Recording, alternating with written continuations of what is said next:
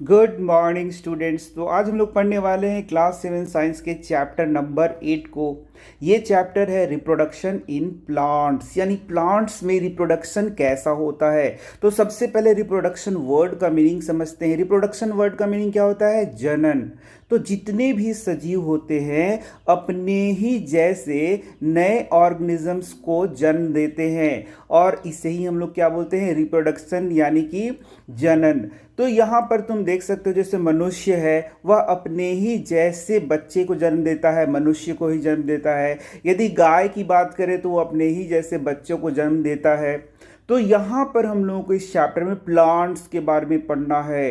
तो प्लांट्स का भी यदि उदाहरण लो तो मान लो कि एक आम का पौधा है, तो भाई वो क्या पैदा करेगा? वह एक बीज को पैदा करेगा, और इस बीज को जब हम लोग बोएंगे तो इस बीज से आम का पौधा फिर निकलेगा। यानी आम का जो पेड़ है अपने ही जैसे ऑर्गेनिज्म को जन्म देता है, अपने ही जैसे प्लांट को जन्म देगा, जो कि आगे बढ़कर पेड़ का रूप ले लेगा।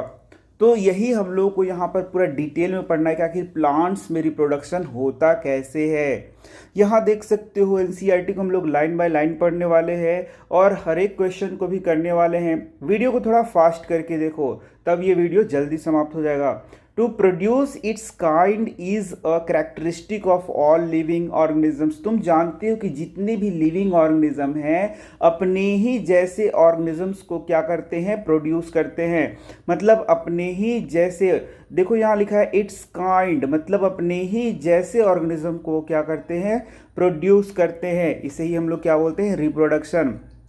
देखो ये भी लिखा हुआ है, you have already learn this in class 6 में हम लोगों ने पढ़ा है। लेकिन यहाँ से एक बहुत इंपॉर्टेंट क्वेश्चन आएगा तुम्हारे एग्जाम में और पूछा जाएगा व्हाट इज रिप्रोडक्शन। तो भाई इसको कैसे लिख सकते हैं? देखो यहाँ प्रोडक्शन वर्ड देखो, री प्लस प्रोडक्शन। तो ये प्रोडक्शन वर्ड को हम लोगों को याद कर लेना है और उसी से रिप्रोडक्शन का डेफिनेशन हम लोग बनाएंगे। तो देखो क्या लिखा हुआ है, what is the definition of reproduction. यहाँ क्लियर देख सकते हो लिखा है the production of new individuals from their parents is known as reproduction. यानी कि न्यू इंडिविजुअल का जब प्रोडक्शन होता है किसके द्वारा? उसके पेरेंट्स के द्वारा, तो उसे क्या कहते हैं? रिप्रोडक्शन कहते हैं। यानी हमें 3 वर्ड्स यहाँ ध्यान में रखने हैं, the production, new individuals, their parents. तो यदि ये 3 वर्ड्स हमें याद हैं तो आसानी से रिप्रोडक्शन का डेफिनेशन हम लिख सकते हैं। क्या डेफिनेशन लिख सकते हैं? The production of new individuals from their parents is known as reproduction। तो देखा तुमने, ये 3 वर्ड्स हमें याद हैं तो आसानी से इसका डेफिनेशन लिखा जा सकता है। But how do plants reproduce? यहाँ से एक क्वेश्चन आ रहा है फिर से कि प्लांट्स आखिर कैसे रिप्रोड्यूस करते हैं। तो उसी के बारे में पूरे चैप्टर में यहाँ हमें पढ़ना है। There are different modes of reproduction in plants. और यदि बेसिकली हम लोग बात करें तो 2 तरीके से रिप्रोडक्शन हम लोग देखेंगे। एक को कहते हैं एसेक्सुअल रिप्रोडक्शन और दूसरे को क्या कहेंगे? Sexual reproduction. तो तुम बोलोगे सर प्लांट्स में भी सेक्सुअल रिप्रोडक्शन होता है? तो आंसर है यस, प्लांट में भी सेक्सुअल रिप्रोडक्शन होता है और साथ ही एसेक्सुअल रिप्रोडक्शन भी होता है। चलो यहाँ देखो लिखा है modes of reproduction. In class 6 you learn about different parts of a flowering plant. हम लोगों ने क्लास 6 में फ्लावरिंग प्लांट की, या देखो यहाँ फ्लावरिंग प्लांट बोल रहा है। फ्लावरिंग प्लांट ऐसे प्लांट्स होते हैं जिसमें फ्लावर्स आते हैं, उसके डिफरेंट पार्ट्स को हम लोगों ने पढ़ा है। जैसे तुम यहाँ पर एक प्लांट बना लो तो प्लांट में क्या होगा? रूट्स होंगे, लीव्स होंगे, स्टेम होगा, इसी के साथ इसमें फ्लावर होगा, फिर इसमें सीड्स भी आएंगे, फ्रूट्स आएंगे, सीड्स आएंगे। ये सारा चीज़ तुम देख सकते हो। रूट क्या करेगा? रूट से वाटर ऑब्जॉर्प्शन होगा, इसी के साथ लीव्स में फोटोसिंथेसिस होगा, यहाँ पर जो फ्लावर दिख रहा है उससे सेक्सुअल रिप्रोडक्शन होगा। ये सारी चीज़ें तुम जानते होगे। Try to list the various parts of a plant and write the functions of each. तो जैसे मैंने यहाँ बताया प्लांट्स के डिफरेंट पार्ट्स हैं और उसके अलग अलग फंक्शन है। Most plants have roots stems and leaves. तो तुम देखोगे प्लांट्स में मुख्य रूप से क्या पाए जाएंगे, रूट्स पाए जाएंगे, बिल्कुल, स्टेम्स होगा और लीव्स होगा। इसी के साथ तुमने देखा कि यहाँ पर फ्लावर भी होगा। तो यहाँ पर बोलता है these are called the vegetative parts of a plant. Very very important question. यहाँ से एक बहुत इंपॉर्टेंट क्वेश्चन आएगा, what are the vegetative parts of a plant. Vegetative, देखो ये वर्ड याद रखना है, वेजिटेटिव। तो इसका आंसर है जो रूट्स हैं, स्टेम्स हैं और लीव्स हैं, इसी को हम लोग वेजिटेटिव पार्ट्स कहते हैं प्लांट का। देखा तुमने। तो यहाँ पर क्वेश्चन और आंसर तुम्हें करते चलना है, हर एक क्वेश्चन आंसर को तुम्हें दिमाग में रखना है।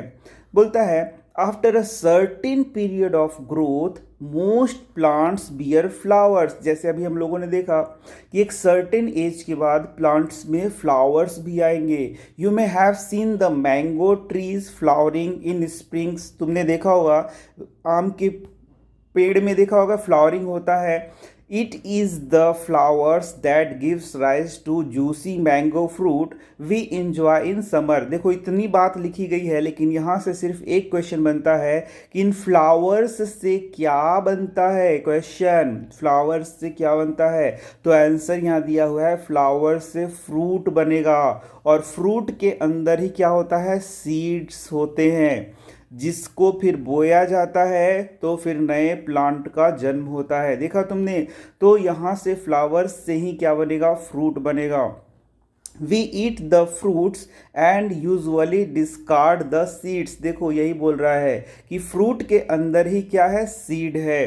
Seeds germinate and form new plants. Now question arises कि how plants are formed from seeds. देखा तुमने कितने सारे क्वेश्चन है सर, बहुत क्वेश्चंस है बच्चों। अच्छे से पढ़ोगे तो बहुत सारे क्वेश्चंस तुम बना सकते हो, और उसके आंसर, यदि कोई भी क्वेश्चन आएगा एग्जाम में तो तुम उसके आंसर को लिख सकते हो। तो क्या बोल रहा है, seeds germinate and form new plants. तो जैसे मैंने क्वेश्चन बताया कि सीड्स से प्लांट कैसे बनता है, तो आंसर लिखना है जर्मिनेशन के द्वारा। यानी जो सीड है वह जर्मिनेट होता है। ये देखो ये सीड है वो जर्मिनेट होगा, यानी अंकुरित होगा, और अंकुरित होने के बाद क्या बनाता है, प्लांट्स का फॉर्मेशन करता है। तो ये आंसर तुम दे सकते हो। So what is the function of flowers in plants. देख लो आ गया क्वेश्चन कि भाई फ्लावर्स का क्या फंक्शन है।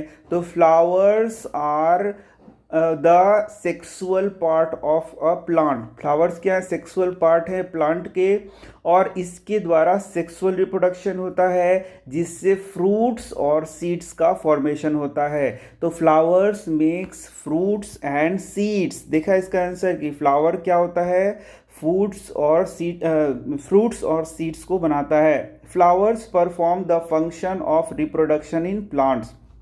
हालांकि यहाँ पर देखो क्या बोल रहा है कि फ्लावर्स क्या करता है, सेक्सुअल रिप्रोडक्शन को करता है प्लांट्स में। तो यहाँ से इस आंसर को भी हम लोग देख सकते हैं कि flowers perform the function of reproduction in plants, यानी फ्लावर के द्वारा क्या होता है, रिप्रोडक्शन होता है। तो कैसा रिप्रोडक्शन होता है, सेक्सुअल रिप्रोडक्शन होता है। So the flowers are the reproductive parts. Flowers क्या होते हैं, रिप्रोडक्टिव पार्ट्स होते हैं। तो चलो यहाँ पर देखो, यहाँ पर मैंने जो तुम्हें चित्र अभी दिखाया था फ्लावर का, प्लांट का, तो उसमें दो भाग आते हैं। एक है तुम्हारा वेजिटेटिव पार्ट और दूसरा क्या है, रिप्रोडक्टिव पार्ट। तो यहाँ पर जो फ्लावर है वो क्या है, रिप्रोडक्टिव पार्ट, याद रखो। तो दो क्वेश्चन यहाँ से बन गए, एकदम वीवीआई क्वेश्चन होंगे कि प्लांट का वेजिटेटिव पार्ट कौन सा है। तो हम लोग क्या बोलेंगे, रूट्स हैं, स्टेम्स हैं, लीव्स हैं। और प्लांट का रिप्रोडक्टिव पार्ट कौन सा है, तो आंसर है फ्लावर्स। देखा कितने सारे क्वेश्चंस यहाँ से आ सकते हैं एग्जाम में। देखो, there are several ways by which plants reproduce their offspring. Offspring मतलब क्या हो गया, जो नया संतान बन रहा है, जो नेक्स्ट जनरेशन में संतान बन रहा है, उसी को ऑफस्प्रिंग कह रहा है। जो बच्चे बन रहे हैं ना, उसी को ऑफस्प्रिंग कह रहा है। तो there are several ways by which plants reproduce their offsprings. These are categorized into two types, asexual reproduction and sexual reproduction. Now मैंने पहले ही बता दिया है कि there are mainly two types of reproduction in plants. पहला क्या है asexual reproduction और दूसरा क्या है सेक्सुअल रिप्रोडक्शन। यानी प्लांट में भी सेक्सुअल रिप्रोडक्शन होता है, किसके द्वारा, फ्लावर्स के द्वारा। देखो, in asexual reproduction plants can give rise to new plants without seeds, whereas in sexual reproduction क्या बोलता है, यहाँ देखो बोल रहा है reproduction new plants are obtained from seeds. तो ये दो बात भी हमें याद रखना है। अब देखो एसेक्सुअल रिप्रोडक्शन किसे कहते हैं, तो वैसा रिप्रोडक्शन, देखो आगे इसको बहुत अच्छे से पढ़ना है। तो एसेक्सुअल रिप्रोडक्शन वैसे रिप्रोडक्शन को कहते हैं जिसमें कोई भी मेल गैमीट फीमेल गैमीट का फॉर्मेशन नहीं होता है और सिर्फ एक सिंगल इंडिविजुअल से ही न्यू ऑफस्प्रिंग का, न्यू इंडिविजुअल का फॉर्मेशन होता है। उसे हम लोग कहते हैं एसेक्सुअल रिप्रोडक्शन। यानी कि एसेक्सुअल रिप्रोडक्शन में कोई भी सीड का फॉर्मेशन नहीं होता है। समझ गए।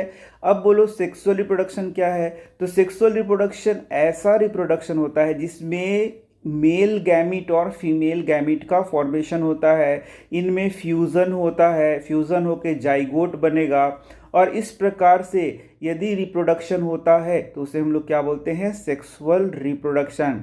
तो भाई बच्चों जल्दी से बता दो, हम लोग यहाँ पर प्लांट्स की बात कर रहे हैं, किसकी बात कर रहे हैं, प्लांट्स की। तो प्लांट्स में जैसे मैंने तुम्हें शुरू में ही बताया दोनों प्रकार के रिप्रोडक्शन हो रहे हैं, सेक्सुअल रिप्रोडक्शन भी हो रहा है, एसेक्सुअल रिप्रोडक्शन भी हो रहा है। तो दोनों को यहाँ डिटेल में हमें पढ़ाया गया है। अब चलो तुमसे क्वेश्चन पूछेगा कि सेक्सुअल रिप्रोडक्शन में क्या होगा, तो हम लोग बोलेंगे कि सेक्सुअल रिप्रोडक्शन में सीड्स का फॉर्मेशन होगा और उससे न्यू इंडिविजुअल हमें प्राप्त होंगे, न्यू प्लांट्स हमें मिलेंगे सीड्स के द्वारा, तो उसे हम लोग बोलते हैं सेक्सुअल रिप्रोडक्शन। तो ये सारे क्वेश्चन आ सकते हैं तुम्हें और तुम कंफ्यूज हो जाओगे, कह रहे भाई इसका आंसर क्या है। यदि तुमने अच्छे से पढ़ा है तो आसानी से इसका आंसर हम लोग कर सकते हैं, बिल्कुल। अब देखो, अब आता है एसेक्सुअल रिप्रोडक्शन। तो एसेक्सुअल रिप्रोडक्शन है वह भी बहुत प्रकार का होता है।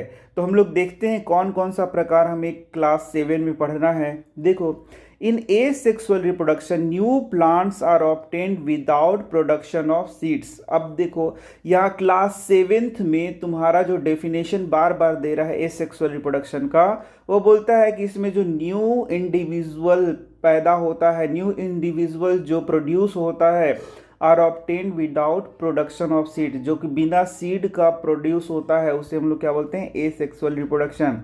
तो तुम इसे भी एग्जाम में लिख सकते हो। अब देखो इसी में आता है, मैंने क्या बताया भाई कि एसेक्सुअल रिप्रोडक्शन अलग अलग प्रकार का होगा, वह भी काफ़ी प्रकार का होता है। तो उसमें सबसे पहला देखो क्या बता रहा है, वेजिटेटिव प्रोपागेशन। ठीक है, it is a type of asexual reproduction in which new plants are produced from roots, stems, leaves and buds। अब ध्यान दो, सबसे पहला तुम्हें क्या करना होता है, यस तुम क्लास 7 में हो तो तुम्हें डेफिनेशन याद करना होता है। यहाँ पर जैसे वर्ड दिया है वेजिटेटिव प्रोपागेशन, प्रोपागेट मतलब बढ़ना, इस तरीके से समझ लो, और यहाँ रिप्रोडक्शन के टर्म में इसको यूज़ किया गया है। तो भाई what is vegetative propagation question आएगा, तो इसका आंसर क्या है, it is a type of asexual reproduction. क्या तुम्हें ये लाइन याद करनी है, नहीं, क्योंकि तुम जानते हो कि ये एसेक्सुअल रिप्रोडक्शन का एक टाइप है, इन विच, जिसमें क्या कहता है, new plants are produced from roots, stems, leaves and buds. तो इसमें न्यू प्लांट्स प्रोड्यूस्ड होता है किस के द्वारा, रूट्स के द्वारा, स्टेम्स के द्वारा, लीव्स के द्वारा एंड बर्ड्स के द्वारा। तुम जल्दी से बता दो, roots, stems, leaves and buds को क्या कहते हैं, यस बच्चों, vegetative part, these are called as vegetative parts. तो वेजिटेटिव पार्ट्स से यदि न्यू प्लांट का प्रोडक्शन हो रहा है तो उसे हम लोग क्या बोलते हैं, वेजिटेटिव प्रोपागेशन। यानी कि हम लोग इसको इस तरीके से भी लिख सकते हैं कि when new plants are produced from vegetative parts of a plant, from vegetative parts of a plant is called as is called as vegetative propagation. देखा तुमने, तो मैं किस चीज़ पे स्ट्रेस ज़्यादा दे रहा हूँ पढ़ाते समय, मैं क्वेश्चन आंसर पे स्ट्रेस दे रहा हूँ कि क्या क्वेश्चंस तुम्हारे एग्जाम में आ सकते हैं, उसका आंसर हम लोग कैसे करेंगे ताकि तुम्हें अच्छा मार्क्स एग्जाम में मिल सके। चलो नेक्स्ट देखते हैं। Since reproduction is through the vegetative parts of the plant it is known as vegetative propagation. जैसे मैंने बताया कि vegetative propagation is a type of asexual reproduction, यह एक एसेक्सुअल रिप्रोडक्शन का टाइप है जिसमें जो न्यू इंडिविजुअल्स प्रोड्यूस होते हैं, न्यू प्लांट्स प्रोड्यूस होते हैं, वो किसके द्वारा प्रोड्यूस होते हैं, वेजिटेटिव पार्ट के द्वारा होते हैं, इसलिए इसे हम लोग वेजिटेटिव प्रोपागेशन के नाम से जानते हैं। अब चलो यहाँ पर देखता एक एक्टिविटी दिया गया है, इसको हम लोग पढ़ सकते हैं। कट अ ब्रांच ऑफ रोज और चंपा विथ अ नोड। अब देखना यहाँ पर नोड क्या होता है, इंटर नोड क्या होता है। तो देखो यदि स्टेम को तुम ध्यान से देखोगे तो यहाँ पर ऐसे लीव्स निकल रहा होगा। तो इस तरीके से जिस जिस पॉइंट से लीव्स निकलते हैं, बर्ड्स निकलते हैं, उसे हम लोग क्या बोलते हैं, नोड बोलते हैं। यही नोड होता है, समझ गए। तो बोलता है कि नोड के साथ एक चंपा या तुम्हारा रोज है उसको कट करो। The piece of branch is termed as cutting. तो यहाँ पर ये हम लोगों ने क्या किया, कटिंग किया और इसको bury the cutting in the soil. अब इसको हम लोग मिट्टी में लगा देते हैं। A node is a part of stem branch at which leaf arises. यहाँ से भी एक क्वेश्चन है, देखो एक्टिविटी से भी कितने सारे क्वेश्चंस आ सकते हैं। तो यहाँ से पूछ रहा है तुमसे क्वेश्चन, पूछेगा व्हाट इज नोड, नोड क्या है, तो आंसर क्या है। क्वेश्चन बोलेगा नोड क्या है, तो आंसर है node is a part of stem branch. देखा तुमने, इसे मैंने बताया जिससे कि विच इन एट विच लीफ अराइजेज, जिससे कि लीव्स निकलते हैं। ये देखो जो मैंने बताया कि यहाँ से लीव्स निकलते हैं, बर्ड्स निकलते हैं, उसी को हम लोग नोड कहते हैं। तो ये तुम्हें याद रखना है। Water the cutting every day or observe its growth. ठीक है, तो यहाँ पर जो कटिंग हम लोगों ने लगाया है, इसको मिट्टी में जो हम लोग लगा रहे थे, देखो इस तरीके से लगाते हैं। ये देखो गमले में इस तरीके से लगा देंगे कटिंग को। तो यहाँ पर देखो कि ये पानी को एब्जॉर्व करेगा और कुछ दिन के बाद यहाँ पर तुम्हें छोटे छोटे लीफ देखने को मिल सकते हैं। Observe and record the number of days taken for roots to come out. अब देखोगे यहाँ पर रूट्स भी कुछ दिन बाद निकल जाएंगे और यहाँ पर बर्ड्स भी निकलना शुरू हो जाएंगे। यहाँ देखो, यहाँ पर बता रहा है, देखो बर्ड यहाँ दिखा रहा है किस तरीके से बर्ड्स निकलना शुरू होगा। और ये देखो नोड्स को दिखा रहा है, ये सब जो है यही है नोड। और यहाँ से यहाँ की दूरी को इंटर नोड कहते हैं, ये भी तुम ध्यान रख सकते हो। New leaves to arise. Try the same activity by growing money plants in a jar of water and record your observation. तो तुमने मनी प्लांट भी देखा होगा, जरूर देखा होगा, और मनी प्लांट को भी इस तरीके से ग्रो कराया जा सकता है। अब देखो, you must have seen flower birds developing into flowers. अब यहाँ पर फ्लावर की बात कर रहा है, तो फ्लावर आखिर कैसे डेवलप होता है, तो बर्ड्स के द्वारा। देखा है तुमने कि बर्ड्स जो है वही फ्लावर का फॉर्म करते हैं। Apart from flower buds there are buds in the axil point of attachment of the leaf at the nodes. तो देखो एक्सिल क्या बोल रहा है, बोल रहा है कि पॉइंट, देखो यहाँ पर लिखा है बर्ड्स इन द एक्सिल, यानी कि ये जो अटैचमेंट का पॉइंट है यही क्या है, एक्सिल है। फिर से मैं इसे पढ़ देता हूँ, क्या बोलता है, देयर आर बर्ड्स, यहाँ से एक सेकेंड में देखो, यहाँ देखो, there are buds in the axil. What is axil? Point of attachment of the leaf at the node. Node पर जो लीफ का अटैचमेंट का पॉइंट होता है उसे एक्सिल कहते हैं। ठीक है, बोलता है there are buds in the axil of leaves which develop into shoots. ठीक है, these buds are called vegetative buds. अब देखो जो बर्ड होता है वहीं पर से सूट डेवलप होता है और इन बर्ड्स को क्या कहा जाता है, वेजिटेटिव बर्ड्स कहा जाता है। यहाँ देखना, यहाँ पर लिखा हुआ है, ये देखो यहाँ पर एक बर्ड इस तरीके से निकल रहा है और ये फिर एक ब्रांच बना देगा और उसमें से फिर लीव्स निकलना शुरू हो जाएंगे। तो यही बोल रहा है यहाँ पर, देखो वेजिटेटिव बर्ड इसको बोलता है। A bud consists of short stem around which immature overlapping leaves are present. तो बड इस तरीके से होगा, ऐसा कुछ निकला होगा जिसके ऊपर पत्तियां, एकदम छोटी छोटी पत्तियां ऐसे ओवरलैप कर रही होंगी. Vegetative buds can also give rise to new plants. अब यहाँ पर एक खास बात बता रहा है, जो वेजिटेटिव बर्ड्स है उसके द्वारा भी न्यू प्लांट्स को पैदा किया जा सकता है, या फिर बोलेंगे कि न्यू प्लांट्स को हम लोग ग्रो कर सकते हैं. अब देखो यहाँ पर बोलता है एक्टिविटी 8.2. ये क्या बोल रहा है? Take a fresh potato. एक फ्रेश पोटैटो लेना है. Observe the scars on it and with the help of magnifying glass. अब स्कार्स मतलब क्या होता है? दाग होता है. इसके ऊपर जो स्कार्स हैं उसको बोलता है कि मैग्नीफाइंग ग्लास से देखिए. You may find bud in them. These scars are also called eyes. तो तुम देख सकते हो यहाँ पर चित्र में दिया गया है. ये देखो, ये जो दिख रहा है इस तरीके से, यही है आई. इसको बोलते हैं आई. ये देखो, ये सारा जो दिख रहा है आई है. और इसमें यहाँ देख सकते हो कितना छोटा छोटा यहाँ बर्ड निकल रहा है. बर्ड अब समझ गए होंगे कि बर्ड में छोटे छोटे लीव्स जो है वो स्टेम के चारों ओर रहेंगे. मतलब यहाँ हल्का सा एक स्टेम जैसा संरचना रहेगा जिसकी चारों ओर लीव्स रहेगा, उसी को हम लोग बर्ड कह रहे हैं. और यही फिर देखोगे कि आगे जब बढ़ेगा तो ये यहाँ पर, ये देखना, यही फिर आगे इसको जब हम लोग लगाते हैं तो ये फिर अच्छा खासा एक क्या निकल जाता है, इसमें ब्रांच निकल जाएगा और फिर लीव्स हम लोग को देखने को मिलेंगे. और ये सारा भाग कहाँ चला जाएगा? ये मिट्टी के नीचे रहेगा. ठीक है, तो ऐसा तुमने देखा भी होगा शायद. Cut the potato in small portion. अब पोटैटो को लगाते कैसे हैं? ठीक है, तो खेती भी की जा जो खेती लोग करते हैं वो कैसे करते हैं? तो वो इन्हीं पोटैटो, आलू को क्या करते हैं, छोटे छोटे पोर्शंस में काट लेते हैं. ईच विथ एन आई. और हर एक भाग में क्या होता है? आई होता है. And bury them in the soil. और उसको सॉइल में लगा देते हैं. Water the pieces regularly for a few days and observe there progress. अब उसमें पानी डेली डालते रहोगे तो तुम इसमें क्या ऑब्जर्व करोगे? What do you find. तुम देखोगे कि इस प्रकार से, ये तो यहाँ से इसी को ऐसे काट काट के आलू को लगा देते हैं, जिसमें क्या होता है, ये जिसमें ये आई होते हैं उसको. तो तुम ऑब्जर्व करोगे कि धीरे धीरे उसमें छोटे छोटे प्लांट्स जैसा निकलना शुरू होगा. Likewise you can also grow ginger और टर्मरिक. तो ये बोल रहा है कि इसी तरीके से हम लोग जिंजर को, और जिंजर जानते हो ना, जिंजर का मतलब ये देखो, यही है जिंजर, यानी कि ये है अदरक जिसको बोलते हैं. और टर्मरिक मतलब क्या होता है? टर्मरिक का मतलब होता है हल्दी.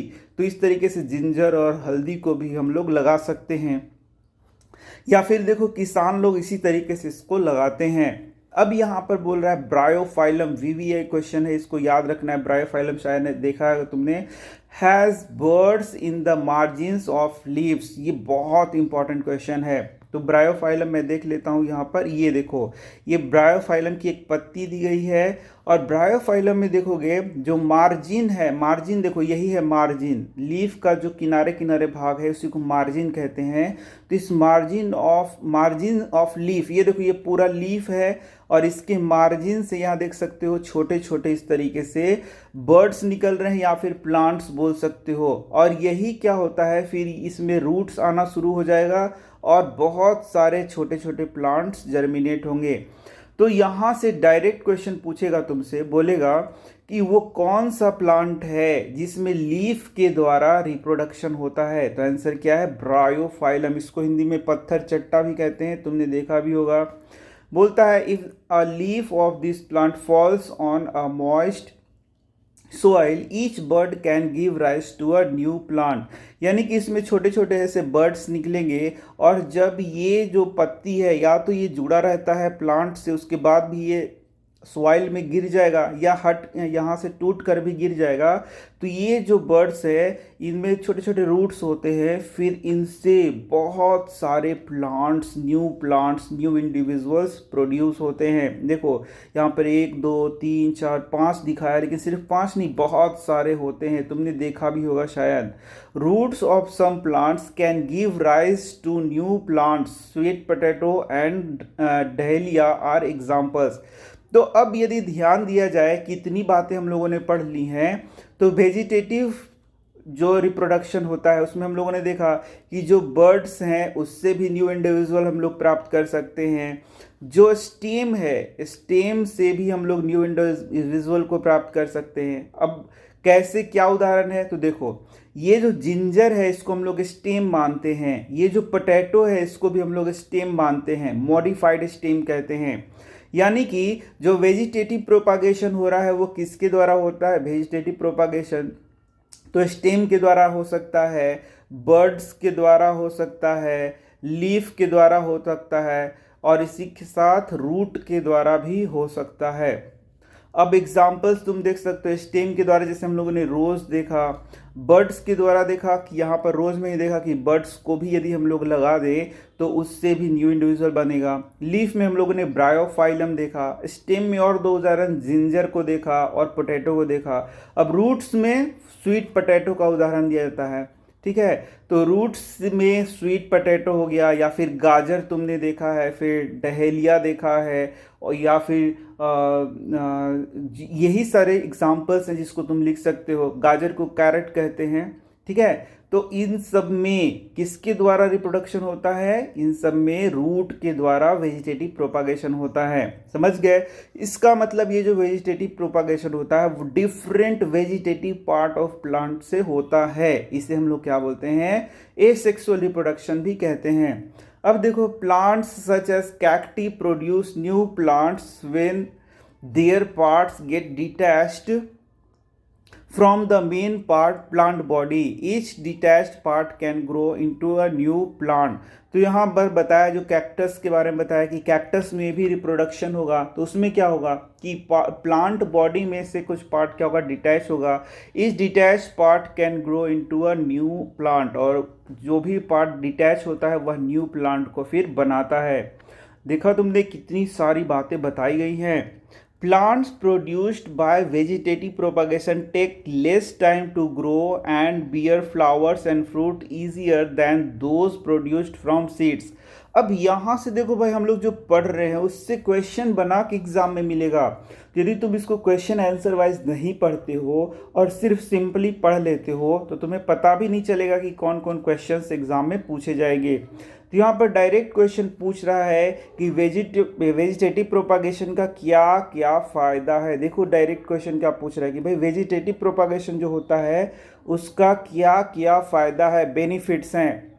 तो यहाँ देखो क्लियर लिखा हुआ है कि इट टेक्स लेस टाइम, इसमें बहुत कम समय लगता है, to grow and bear flowers, जो प्लांट्स होते हैं उसको बढ़ने में काफ़ी कम समय लगता है और फ्लावर्स उसमें जल्दी आ सकते हैं, फ्रूट जल्दी आते हैं। Then those produced from seeds, तो कुछ प्लांट्स जो हैं वो सीड से प्रोड्यूस होंगे, कुछ प्लांट्स वेजिटेटिव प्रोपागेशन से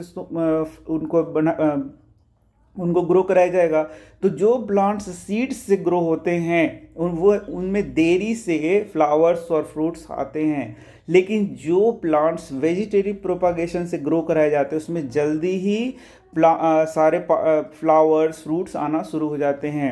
the new plants are exact copies of the parent plant. तो ये हो गया पहला फ़ायदा। और ये दूसरा फ़ायदा बोलता है what is the second benefit, तो बोलता है the new plants are exact copy of parent plant, यानी कि हमें क्लोन्स प्राप्त होते हैं। यानी कि जो वेजिटेटिव प्रोपागेशन होता है उसमें exact copy of parent plant हमें मिलता है। जैसा कि वह प्लांट होता है उसका जब वेजिटेटिव प्रोपागेशन करते हैं तो उसी प्रकार का जस्ट हमें प्लांट मिलता है, as they are produced from single parent. अब ये देखो, ये सिंगल पेरेंट से यहाँ प्रोड्यूस हो रहा है। तो हम लोगों ने शुरू में ही देखा था कि यूजुअली जो एसेक्सुअल रिप्रोडक्शन से इंडिविजुअल्स प्रोड्यूस होते हैं उसमें सिंगल पेरेंट होता है, उसमें मेल और फीमेल दो पेरेंट होने की ज़रूरत नहीं होती है। Later in this chapter you will learn that plants produced by sexual reproduction have characters of both the parents। यानी कि जो मैंने शुरू में ही बताया था कि जब सेक्सुअल रिप्रोडक्शन होता है तो उसमें मेल इंडिविजुअल और फीमेल इंडिविजुअल अलग अलग हो सकते हैं, या यदि प्लांट के केस में करेंगे तो वो फ्लावर एक ही प्लांट में भी हो सकते हैं। और यदि एनिमल्स की बात करें तो उसमें जैसे एक मेल होता है और एक फीमेल, ये तुम जानते होगे। मेल में स्पर्म प्रोड्यूस होगा, फीमेल में क्या होगा, ओवम, और दोनों फर्टिलाइज होके फिर बेबी का फॉर्मेशन करते हैं, ठीक है ना।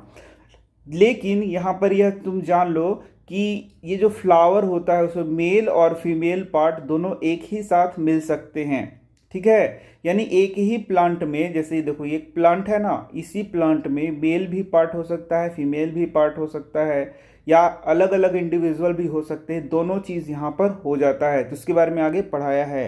Plants produce seeds as a result of sexual reproduction. देखो यहाँ से कितना इंपॉर्टेंट क्वेश्चन है, बार बार पूछा जा रहा है शुरू से ही, कि जब प्लांट में सेक्सुअल रिप्रोडक्शन होगा तभी सीड्स का फॉर्मेशन होगा। यानी सेक्सुअल रिप्रोडक्शन के द्वारा ही सीड्स का फॉर्मेशन होता है, नहीं तो नहीं होता है। तो अभी हम लोगों ने एसेक्सुअल रिप्रोडक्शन में सबसे पहले क्या पढ़ा, वेजिटेटिव प्रोपागेशन।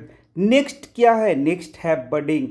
देखो यहाँ बोल रहा है, you have already learned about the tiny organisms like yeast can be seen only under a microscope. यहाँ पर बोलता है कि जो यीस्ट है उसको हम लोग कैसे देख सकते हैं, माइक्रोस्कोप के द्वारा देख सकते हैं। क्यों, क्योंकि एक माइक्रो ऑर्गेनिज्म है। These grow and multiply every few hour in sufficient nutrients and made available to them. मतलब क्या हो गया कि कुछ ही घंटों में ये क्या करते हैं, मल्टीप्लाई अपने आप को करते हैं। अब ये मल्टीप्लाई कैसे होते हैं भाई, इसमें रिप्रोडक्शन होगा, सिंपल सा बात है। दे ग्रो एंड मल्टीप्लाई बोल रहा है, यानी कि वो बढ़ते हैं और मल्टीप्लाई करते हैं। सिंपली मीनिंग है कि वो रिप्रोड्यूस करते हैं। तो भाई किस मेथड से रिप्रोड्यूस करते हैं, तो आंसर है बर्डिंग के द्वारा।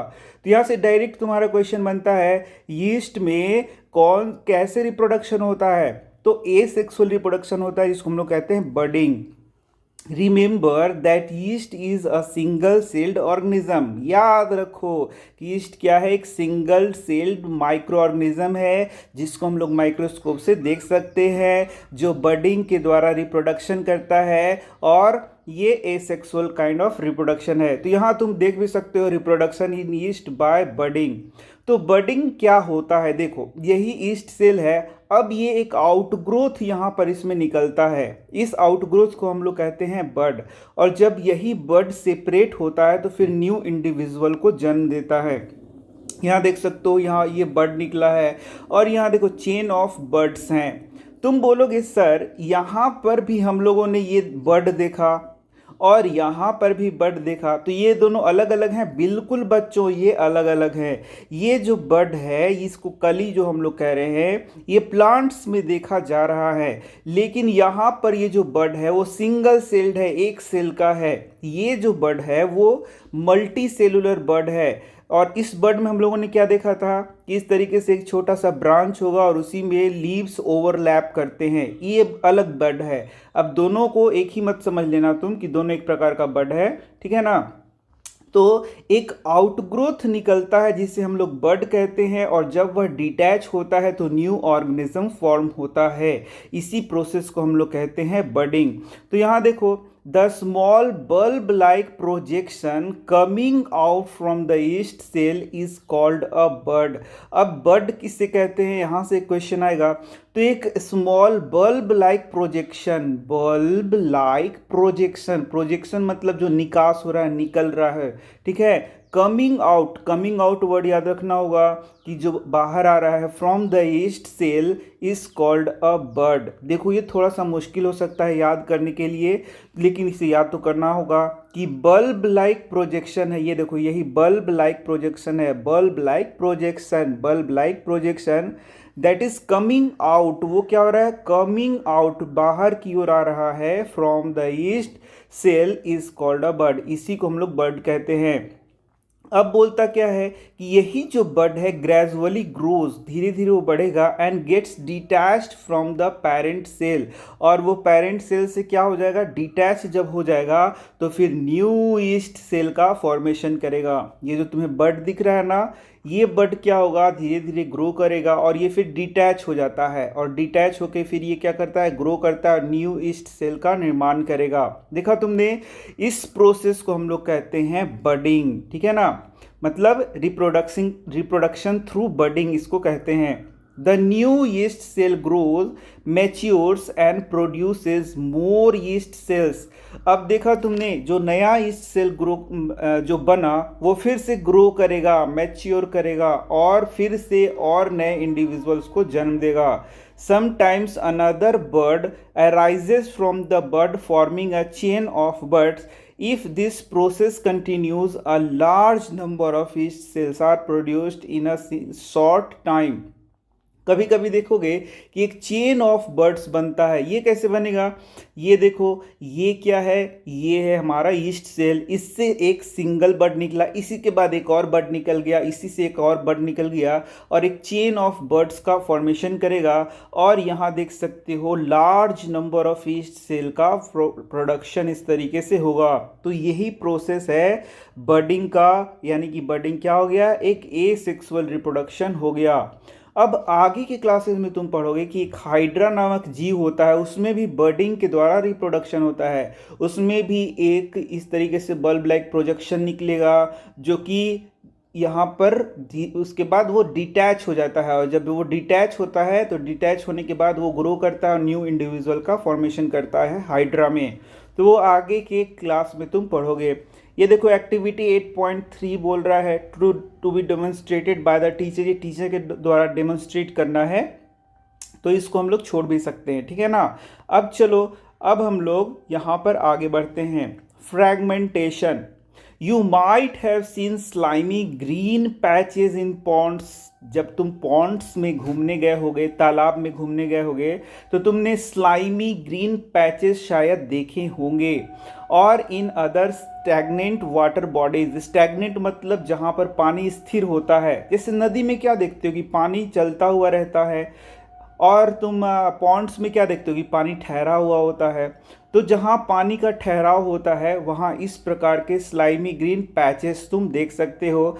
These are the algae. ये क्या होते हैं? एल्गी होते हैं। अब बोलोगे सर ये एल्गी क्या होता है? तो एल्गी क्या है? ये भी एक प्रकार के ऑर्गेनिजम्स हैं, ठीक है। When water and nutrients are available, algae grow and multiply rapidly by fragmentation. तो यहाँ पर बोल रहा है जैसे अब एल्गी एक ग्रुप ऑफ ऑर्गेनिज्म हो गया, इसी में एल्गी में ये क्या हो गया? एक स्पाइरोगाइरा हो गया, ठीक है। स्पाइरोगाइरा क्या हो गया? एल्गी का उदाहरण हो गया, ठीक है। तो यहाँ देखो अल्गा लिख रहा है, अल्गा है सिंगुलर और एल्गी क्या बोल रहा है? प्लूरल। तो इसे याद रखना। अब देखो, जब वाटर और न्यूट्रिएंट्स अवेलेबल होता है तब ये एल्गी क्या करते हैं? ग्रो करते हैं और मल्टीप्लाई करते हैं बाय फ्रेगमेंटेशन। तो यही वाला टॉपिक तुम्हें पढ़ना है कि फ्रेगमेंटेशन क्या होता है सर। तो फ्रेगमेंटेशन क्या होता है? जब एक ऑर्गेनिज्म टूट करके दो ऑर्गेनिजम्स का फॉर्मेशन कर दे रहा है। देखा तुमने, जैसे स्पाइरोगाइरा है, स्पाइरोगाइरा का ये फ्रैगमेंट है, देखो ये मल्टी सेलुलर होते हैं। अब ये जो फ्रैगमेंट है वह बीच से मान लो कि यहाँ टूट जाता है और टूट करके दो इंडिविजुअल्स को बना रहा है, दो स्पाइरोगाइरा का फॉर्मेशन कर रहा है। तो यही जो प्रोसेस है उसे क्या बोलते हैं? Fragmentation. When a single organisms is broken down, वो टूटता है एंड फॉर्म्स न्यू इंडिविजुअल, ठीक है। वो क्या करता है? दो नए इंडिविजुअल का फॉर्मेशन करता है। This is called as fragmentation. तो अब देखो, ये नया स्पाइरोगाइरा बना, ये नया स्पाइरोगाइरा, फिर ये ग्रो करेगा और ग्रो करके फिर फ्रैगमेंट का फॉर्मेशन करेगा और नए स्पाइरोगाइरा का फॉर्मेशन करेगा। तो ये स्पाइरोगाइरा क्या हो गया? एग्जाम्पल। तो यहाँ से डायरेक्ट तुमसे क्वेश्चन पूछा जाएगा कि स्पाइरोगाइरा में किस प्रकार का एसेक्सुअल रिप्रोडक्शन होता है, बताइए। तो आंसर क्या है बच्चा लोग? फ्रैगमेंटेशन। दूसरा क्वेश्चन पूछेगा कि बताइए स्पाइरोगाइरा क्या है, तो इसका आंसर है वह एक एल्गी का उदाहरण यानी एल्गी है। देखो क्या बोलता है? The alga breaks up into 2 और मोर फ्रैगमेंट्स। तो यही मैंने बताया कि डेफिनेशन ऑफ फ्रैगमेंटेशन में क्या करेंगे? If an organism breaks up into 2 or more fragments and forms new individual, it is called as fragmentation. कि जब कोई ऑर्गेनिज्म टूटता है और टूट करके दो या दो से अधिक फ्रैगमेंट का फॉर्मेशन करता है और इस प्रकार से जब रिप्रोडक्शन होता है उसे क्या कहते हैं, फ्रैगमेंटेशन। दीज फ्रैगमेंट्स और pieces grow into new individuals. जैसे तुम्हें मैंने बताया कि यहाँ जो पीस बन रहा है ये फिर क्या कर रहा है, न्यू इंडिविजुअल में फिर ग्रो करेगा, यानी इसमें भी ये ग्रो करेगा और नया इंडिविजुअल बनाएगा। This process continues and they cover a large area in a short period of time. तो देखा यहाँ भी ये जो चीज़ हो रहा है इसको भी हम लोग रिप्रोडक्शन कह रहे हैं। अब जल्दी से बता दो रिप्रोडक्शन क्यों कह रहे हैं, क्योंकि एक ऑर्गेनिज्म से यहाँ देखो दो या दो से अधिक ऑर्गेनिजम्स का फॉर्मेशन हो रहा है। कैसे, सिंपली ये टूट जाते हैं, ब्रेक करते हैं और नए फ्रैगमेंट्स का निर्माण करते हैं। ये देखो यही है फ्रैगमेंट्स, नए फ्रैगमेंट्स बनाते हैं, तो ये फ्रैगमेंटेशन हो गया। देखा कौन कौन क्वेश्चन इंपॉर्टेंट है यहाँ पर। नेक्स्ट है स्पोर फॉर्मेशन। तो अब जल्दी से बता दो ये क्या है, ये भी एसेक्सुअल रिप्रोडक्शन का एक टाइप है। तो स्पोर फॉर्मेशन क्या हुआ, चलो यहाँ पढ़ते हैं। इन chapter 1 you learn that the fungi, देखो ये फंजी है, फंजाई इसको पढ़ते हैं, कहीं फंगी लिखा होता है, मतलब कोई लोग फंगी पढ़ता है, इसको हम लोग फंजाई पढ़ेंगे, फंजी नहीं पढ़ेंगे, ठीक है। नेक्स्ट है स्पोर फॉर्मेशन। तो जल्दी से बता दो ये क्या है, ये भी एसेक्सुअल रिप्रोडक्शन का एक टाइप हो गया। In chapter 1 you learn that fungi on a bread piece grow from spores which are present in the air. तुम देखोगे कि यदि तुमने ब्रेड को इस तरीके से मॉइस्चर में रख दिया है, ब्रेड समझ रहे हो ना, उसको जब मॉइस्चर में रख देते हो तो क्या होता है, इसमें बहुत सारे फंजाई ग्रो करते हैं। अब तुम सोचोगे कि ये इतने सारे फंजाई ग्रो कैसे करते हैं, वो आते कहाँ से हैं, तो वो आते हैं स्पोर्स के द्वारा। ये हमारा जो हवा है, एयर है, उसमें बहुत सारे स्पोर्स इस तरीके से तैर रहे होते हैं, मतलब इस तरीके से ये स्पोर्स मौजूद रहते हैं हवा में। और जैसे ही स्पोर्स को मॉइस्चर मिलता है, जैसे मान लो कि हम लोगों ने ब्रेड को मॉइस्ट कंडीशन में रखा है, तो जैसे ही इसको मॉइस्चर मिलता है, भोजन मिलता है, ये क्या करता है, जर्मिनेट करता है और जर्मिनेट करके न्यू फंजाई का फॉर्मेशन करता है। और इस प्रकार से न्यू फंजाई फिर ग्रो करेगा और ग्रो करके फिर वह स्पोर का फॉर्मेशन करेगा। फिर ये स्पोर क्या होगा, फिर ये स्पोर जर्मिनेट होगा और फंजाई बनाएगा और वो फिर फंजाई क्या करेगा, ग्रो करेगा और ग्रो करके स्पोर बनाएगा। तो इस तरीके से देख सकते हो यहाँ पर ये फंजाई का जो बॉडी है उसको दिखाया गया है। तो जो फंजाई होता है वो इस तरीके से धागे नुमा संरचना से बना होता है, जिसको हम लोग हाइफा के नाम से जानते हैं। ये वर्ड तुमको याद रखना है। तो थ्रेड लाइक स्ट्रक्चर से जो प्लांट का बॉडी बना होता है उसे हम लोग क्या कहते हैं, हाइफा। तो what is hypha, the body of fungi is formed from thread like structure. Thread like structure याद करना होगा तुम्हें, thread like structure, this structure are called as hypha. ठीक है, तो हाइफा क्या हो गया, thread like structure through which the body of fungi is formed. Fungi का जो बॉडी है जिससे बनता है वो थ्रेड लाइक स्ट्रक्चर, उसे हम लोग हाइफा कहते हैं। तो देखोगे यही फिर हाइफा क्या हो गया, यहाँ पर मैच्योर हो रहा है, मतलब उस हाइफा से यहाँ पर एक स्पोरेंजियोफोर का फॉर्मेशन हो रहा है और इस स्पोरेंजियोफोर से बनता है स्पोरेंजियम और इसी स्पोरेंजियम में रहता है स्पोर। ये देखो ये है स्पोर। और जब ये स्पोरेंजियम टूटता है तो फिर ये स्पोर्स क्या होते हैं, इस तरीके से हवा में बिखर जाते हैं और फिर जब ये मॉइस्ट कंडीशन को प्राप्त करते हैं तो फिर ये जर्मिनेट करते हैं और फिर से वही सारा प्रोसेस चलता है। Repeat activity 1.2 observe the spores in the cotton like mesh on the bread। तो यहाँ पर तुम देख सकते हो कि यहाँ पर यदि तुम्हारे घर में ब्रेड होगा और उस पर स्पोर्स, मतलब कि वो सड़ गया होगा, इस तरीके से मैं बता रहा हूँ, सड़ गया होगा, तो उसमें तुम काले काले स्पोर्स को देख सकते हो। ठीक है, when spores are released they keep floating। जब स्पोर यहाँ से रिलीज होंगे तो वो हवा में क्या करेंगे, तैरते रहेंगे, जैसे मैंने बताया। तो वो की फ्लोटिंग इन द एयर। ठीक है, in the air as they are very light they can cover long distances. और वो एक जगह से दूसरे जगह जाते हैं। अब तुम सोचते हो कि भाई ब्रेड तो हमारे घर में रखा हुआ है, वहाँ पर कोई फंजाई हम लोगों के पास है नहीं, तो वहाँ पर कैसे आखिर यहाँ ये ब्रेड जो है सो सड़ना शुरू कर देता है, या फिर बोले इस पर फंजाई ग्रो कैसे करता है। तो इसका आंसर ये है कि हवा में अभी भी जहाँ तुम बैठे हुए हो बहुत सारे स्पोर्स मौजूद हैं, और जैसे ही उनको, या फिर तुम क्या करो कि आलू को बॉईल कर दो, और आलू को बॉईल करके उसको मैश कर दो, और फिर उसको 2-3 दिन तक छोड़ दो, तो तुम देखोगे उस वह भी सड़ना शुरू कर जाएगा। उस पर भी बहुत सारे माइक्रो ऑर्गेनिजम्स और फंजाई ग्रो करना शुरू कर जाएंगे। अब बोलोगे कि उसमें फंजाई जब ग्रो कर रहा है तो कहाँ से आया वो, तो उसका आंसर है कि वहीं पे बहुत सारे स्पोर्स मौजूद हैं। हमारे अगल बगल अभी जहाँ तुम बैठे हो, तुम्हारे हाथ में भी बहुत सारे स्पोर्स मौजूद हैं, तुम्हारे अगल बगल भी बहुत सारे स्पोर्स मौजूद हैं जिससे ये चीज़ हो रहा है। अब देखो व्हाट आर स्पोर्स, यहाँ से क्वेश्चन आएगा। तो spores are asexual reproductive bodies. Spores क्या हैं? ए सेक्सुअल रिप्रोडक्टिव बॉडीज हैं। Each spores is covered by a hard protective coat. और प्रत्येक स्पोर जो है वो हार्ड प्रोटेक्टिव कोट से कवर होता है टू विथस्टैंड अनफेवरेबल कंडीशन, और ये अनफेवरेबल कंडीशन को आसानी से झेल लेता है, such as high temperature and low humidity. तो यही कारण है कि ये जो ऑर्गेनिजम्स हैं स्पोर से जब रिप्रोडक्शन करते हैं स्पोर फॉर्मेशन के द्वारा, तो ये जो स्पोर होता है वो काफ़ी वाइएबल होता है, मतलब उसके चारों ओर हार्ड प्रोटेक्टिव कोट होता है, साथ ही साथ वह हाई टेम्परेचर को बर्दाश्त कर सकता है, लो ह्यूमिडिटी को बर्दाश्त कर सकता है, मतलब वहाँ नमी कम हो तो उसको भी बर्दाश्त कर सकता है और जीवित रहता है।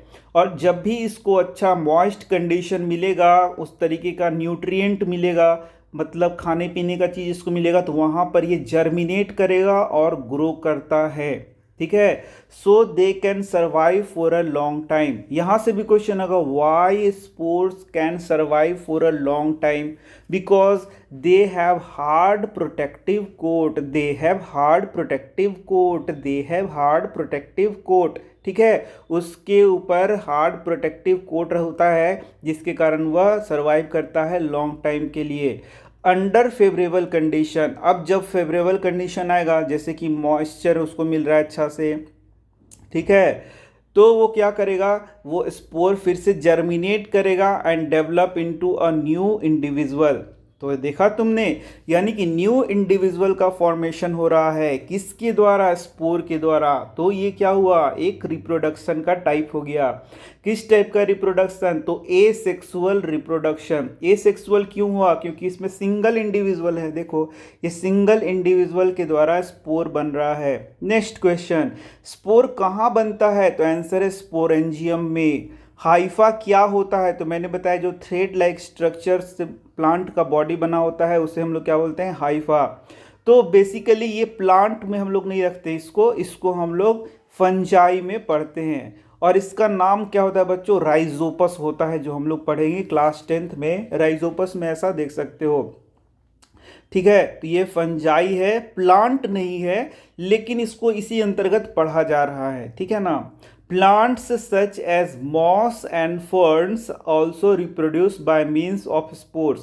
अब आगे की क्लासेस में पढ़ोगे कि जो मॉस होता है, फर्न्स होता है, उसमें भी स्पोर का फॉर्मेशन होता है। तो तुम क्वेश्चन पूछो कि सर उसमें भी ऐसे ही स्पोर का फॉर्मेशन होता है? तो आंसर है नहीं, उसमें थोड़ा अलग टाइप से स्पोर का फॉर्मेशन होता है।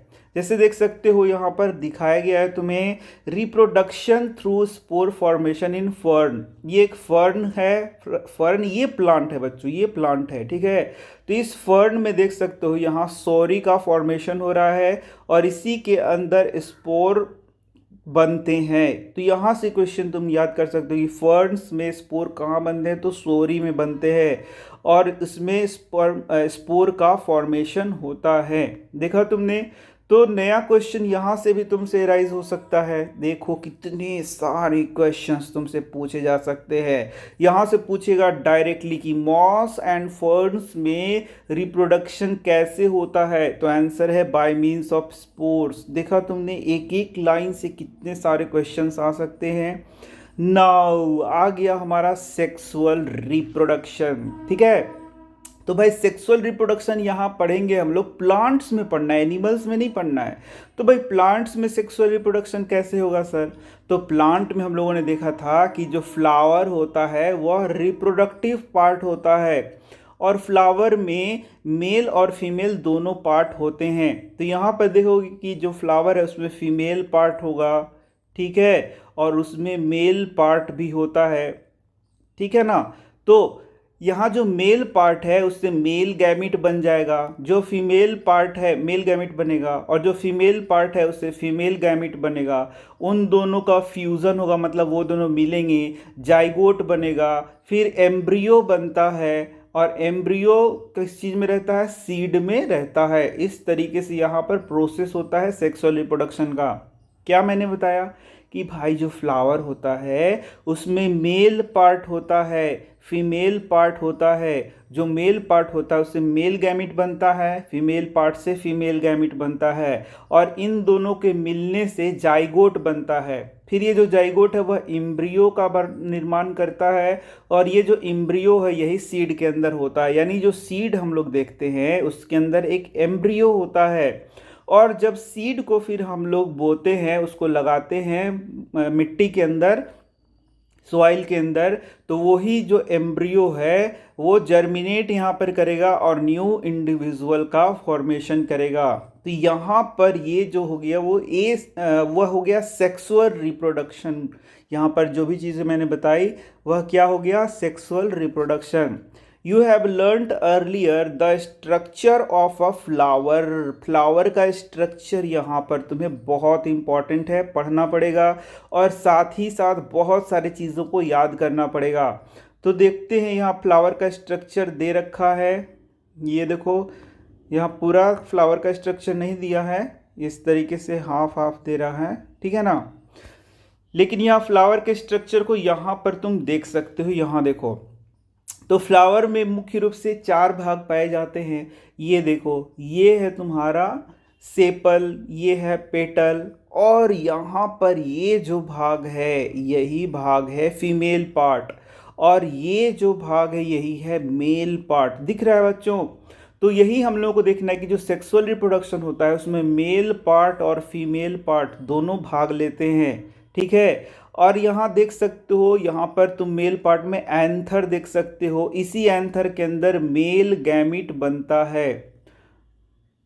तुम बोलोगे सर ये मेल गैमिट क्या होता है? यही मेल गैमिट है वह फीमेल गैमिट से मिलता है। तो देखोगे कि जो फीमेल पार्ट है उसमें यहाँ पर ओव्यूल होता है, उसके अंदर फीमेल गैमिट का फॉर्मेशन होता है, फीमेल गैमिट, और यही दोनों मेल गैमिट और फीमेल गैमिट फ्यूज करते हैं और जाइगोट बनाते हैं। इन्हीं बातों को तो तुम्हें याद रखना है, और इसी जाइगोट से फिर एम्ब्रियो बनता है, और यही जो एम्ब्रियो है वह सीड में रहता है, और फिर इसी सीड को जब हम लोग बोते हैं तो वहाँ से न्यू प्लांट क्या होता है? जर्मिनेट होता है। देखा तुमने किस तरीके से इसको याद कर लेना है। तो चलो अब हम लोग यहाँ पर बातों को पढ़ते हैं और अच्छे से समझते हैं, ठीक है ना। चलो, तो क्या बोलता है यहाँ देखो, बोल रहा है you know that the flowers are the reproductive parts of a plant. Yes we know. और यहाँ से भी क्वेश्चन है, जल्दी से बता दो, फ्लावर का रिप्रोडक्टिव पार्ट कौन है? द आंसर इज फ्लावर का नहीं यार, प्लांट का, थोड़ा सा गड़बड़ हो जाता है। देखो, प्लांट का रिप्रोडक्टिव पार्ट कौन है? आंसर क्या है? फ्लावर है। Flower is the reproductive part of a plant. कितनी बार मैंने तुम्हें बता दिया है। देखो, stamens are the male reproductive part and pistil is the female reproductive part. अब देखो यहाँ एकदम क्लियर सब चीज़ लिखा हुआ है, यानी कि तुम्हें याद करना है। तो ये जो दिख रहा है बच्चों यही है स्टामेन, और ये जो दिख रहा है यही क्या है? पिस्टिल। यानी स्टामेन क्या हो गया? मेल, और पिस्टिल क्या हो गया? फीमेल। अब तुम्हारे दिमाग में ये बात आएगा कि क्या सर एक ही फ्लावर में दोनों पार्ट रहते हैं? तो आंसर है हाँ। कभी कभी एक ही फ्लावर में मेल और फीमेल दोनों रहते हैं, लेकिन कभी कभी ऐसा होता है कि एक फ्लावर में सिर्फ और सिर्फ फीमेल पार्ट ही रहता है। देखो ये सिर्फ फीमेल पार्ट रहेगा और मेल पार्ट जो है वो अलग फ्लावर में रहेगा। मेल मेल पार्ट क्या है, अलग फ्लावर में रहेगा। ऐसा भी होता है, यानी कोई ज़रूरी नहीं है कि मेल और फीमेल एक ही फ्लावर में हो, वे अलग अलग फ्लावर में हो सकते हैं। जैसे मेल में क्या हो जाएगा, एक फ्लावर में मेल पार्ट होगा और दूसरे फ्लावर में फीमेल पार्ट होगा। तो जल्दी से आंसर कर दो, स्टामेन किसे कहते हैं, जल्दी बता दो। तो स्टामेन किसे कहते हैं, तो मेल रिप्रोडक्टिव पार्ट को, फ्लावर के मेल रिप्रोडक्टिव पार्ट को स्टामेन कहते हैं। पिस्टिल किसे कहते हैं, तो प्लांट के फीमेल रिप्रोडक्टिव पार्ट को पिस्टिल कहते हैं। एकदम याद कर लो, stamen pistil, stamen pistil, stamen pistil. Stamen देखो इसमें मेन आ रहा है, ये याद करने का तरीका भी है यहाँ पर कि इसमें मेन आ रहा है, बोल रहा है MEN। मेन मतलब क्या हो गया, मेन मतलब ये आदमी हो गया, यानी कि ये क्या हो गया, यह एक मेल पार्ट हो गया, और पिस्टिल फीमेल पार्ट हो गया। ऐसे याद कर सकते हो। बोलो बच्चों, स्टामिन क्या है, मेल पार्ट, और पिस्टिल क्या है, फीमेल पार्ट। अब देखो एक्टिविटी 8.4 बोलता है take a mustard, China rose या petunia flower and separate its reproductive parts. तो देखो यहाँ पर तुम्हें प्रैक्टिकल दिखा नहीं सकता हूँ, तुम खुद से ही कोशिश करना कि यदि चाइना रोज का फ्लावर यानी उड़हल का फ्लावर तुम्हें मिले, या मस्टर्ड यानी कि सरसों का फ्लावर तुम्हें मिले, तो उसमें मेल पार्ट और फीमेल पार्ट को अलग अलग करने का कोशिश करना। जल्दी बताओ बच्चों, स्टामिन क्या है, मेल पार्ट है, और पिस्टिल क्या है, फीमेल पार्ट है। एकदम याद करना है भाई, इन्हीं चीज़ों को तो याद करना है। अब क्या बोल रहे हैं, flowers which contain either only pistil और only stamens are called unisexual flowers. तो भाई अभी तुरंत मैंने बताया यूनिसेक्सुअल फ्लावर किसे कहेंगे, तो वैसा फ्लावर जिसमें या तो सिर्फ क्या हो, पिस्टिल हो, पिस्टिल मतलब फीमेल पार्ट हो, या ऐसा फ्लावर जिसमें सिर्फ मेल पार्ट हो यानी कि स्टामेन हो, सिर्फ और सिर्फ स्टामेन, तो उसे क्या कहेंगे हम लोग, यूनिसेक्सुअल फ्लावर्स। यानी सिर्फ पिस्टिल हो या सिर्फ स्टामेन हो तो उन्हें हम लोग कहेंगे यूनिसेक्सुअल फ्लावर्स। लेकिन flowers which contains both stamens and pistil, लेकिन वैसे फ्लावर जिसमें क्या है, जिसमें पिस्टिल भी है एंड स्टामेन भी है, दोनों है, तो उसे हम लोग क्या कहते हैं, बाइसेक्सुअल फ्लावर। तो हो गया हमारा 2 क्वेश्चन। क्या क्वेश्चन आएगा, बोलेगा यूनिसेक्सुअल फ्लावर्स किसे कहते हैं, तो the flowers which contains only stamens और पिस्टिल, जिसमें सिर्फ स्टामेन्स या पिस्टिल होता है उसे हम लोग क्या कहते हैं, unisexual flower. And the flower which contains both, both मतलब दोनों, स्टामेन्स एंड पिस्टिल, या फिर ऐसे भी बोल सकते हैं the flowers which contain both male part and female part are called as bisexual flowers. उसे हम लोग क्या कहेंगे, बाइसेक्सुअल फ्लावर कहेंगे। तो यहाँ एग्जाम्पल्स भी देख सकते हो, कॉर्न, पपाया एंड कुकुम्बर, ये क्या है, यूनिसेक्सुअल फ्लावर्स के उदाहरण हैं। जबकि मस्टर्ड, रोज एंड पिटूनिया ये क्या है, बाइसेक्सुअल फ्लावर्स है। तो इसको हम लोग को क्या करना है, याद करना है। Example of unisexual flowers and example of bisexual flowers. और देखो क्या बोलता है, बोल रहा है both male and female unisexual flowers में be present in the same plant और इन डिफरेंट प्लांट्स। ऐसा भी हो सकता है जैसे एक प्लांट है, इसमें मेल फ्लावर भी हो, जैसे इसमें मेल फ्लावर है, और इसी में एक और फ्लावर आए जिसमें फीमेल फ्लावर हो सकता है। या कभी कभी ऐसा भी हो सकता है कि एक प्लांट पे सिर्फ मेल आएगा, सिर्फ मेल फ्लावर आएगा, और जो फीमेल है वह दूसरे प्लांट पर होगा, उस प्लांट पर नहीं होगा। ऐसा भी हो सकता है, यही सब बात याद रखना है। Could you identify the anther and the filament of a stamen? अब देखो, अभी हम लोगों ने पढ़ लिया कि स्टामेन क्या है। स्टामेन है मेल पार्ट, यानी कि मेल रिप्रोडक्टिव पार्ट है। अब हम लोग को पार्ट्स ऑफ स्टामिन पढ़ना है कि भाई स्टामिन में कौन कौन से पार्ट्स होते हैं। तो यहाँ देखो इस तरीके से जो स्ट्रक्चर दिख रहा है इसे हम लोग बोलते हैं फिलामेंट, और इसके ऊपर जो इस तरीके से लगा हुआ है इसे हम लोग बोलते हैं एंथर, और इसी एंथर में बच्चा लोग पॉलन ग्रेन्स प्रोड्यूस होता है, पॉलन ग्रेन्स। और इसी पॉलन ग्रेन्स में देखो ये पॉलन ग्रेन मान लो प्रोड्यूस हुआ, तो इसी पॉलन ग्रेन में फिर मेल गैमिट बनता है। तो इन सब को याद करना होगा, पूरा सीक्वेंस में याद करना होगा। तो स्टामेन के कौन कौन से भाग हो गए, फिलामेंट एंड एंथर। एंथर में ही क्या बनता है, पॉलन ग्रेन्स बनता है।